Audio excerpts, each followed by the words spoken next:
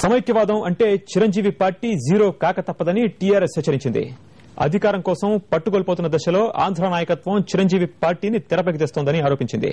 అభివృద్ది ఉపాధితో తెలంగాణ సెంటిమెంట్ ను అధిగమించొచ్చన్న ఎస్ఆర్కే మూర్తి వ్యాఖ్యలపై మండిపడుతున్న టీఆర్ఎస్ ఎంపీ వినోద్ తో మా ప్రతినిధి సోమగోపాల్ ఫేస్ టు ఫేస్.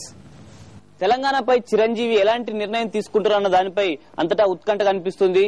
ఈ అంశంపై మాట్లాడేందుకు ప్రస్తుతం మనతో టీఆర్ఎస్ ఎంపీ వినోద్ గారు ఉన్నారు. వినోద్ గారు చెప్పండి, అభివృద్దితో సెంటిమెంట్ ను అధిగమించవచ్చు అని మూర్తి గారు చేసిన వ్యాఖ్యలు మీరు ఎలా అర్థం చేసుకుంటారు?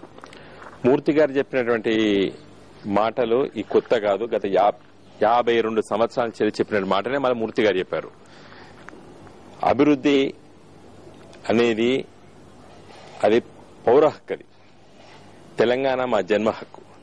గత 52 సంవత్సరాల నుంచి ఆ ప్రాంత నాయకులు అధికారాన్ని పట్టు కోల్పోతున్న సందర్భంలో మళ్ళీ ఒక నూతన నాయకుని, నూతన పార్టీని ఆవిర్భవిస్తున్నారు. ఆ విధంగానే అర్థం చేసుకోవాల్సి వస్తుంది.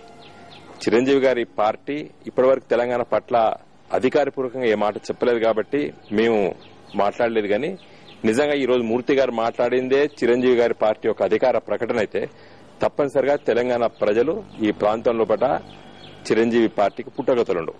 మూర్తి గారు కేఎస్ఆర్ మూర్తిని పార్టీ ప్రతినిధిగా నియమించడం ద్వారా చిరంజీవి తాను సమైక్యవాదిననే సిగ్నల్స్ పంపించారని చెబుతున్నారు కాంగ్రెస్ సీనియర్ నేత ఎంఎస్ఆర్.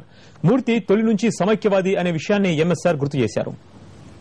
అవునయ్య, కేఎస్ఆర్ మూర్తి మొదటి నుంచి కూడా ఆయన సమైక్యవాదే కదా. ఇవాళ ఇంకో వేరే చెప్తాడు. దీన్ని బట్టి చిరంజీవి పార్టీ కూడా సమైక్యవాదం ఆయన అనుకోవాలి కదా. ఎందుకంటే ఇప్పుడు అతను మొట్టమొదలు అపాయింట్ చేసిన అతనే KSR Murthy. First time party office secretary లేకపోతే ఏదైనా మొత్తం అపాయింట్మెంట్ అయితే మొదలు ఫస్ట్ ఆయన పార్టీ అనౌన్స్ చేయకముందే కేఎస్ఆర్ మూర్తి గారిని అపాయింట్ చేసినాడు. కేఎస్ఆర్ మూర్తి దాదాపు స్పోక్స్ మ్యాన్ తీరునే కనిపిస్తుంది. మరి ఆయన అన్నాడంటే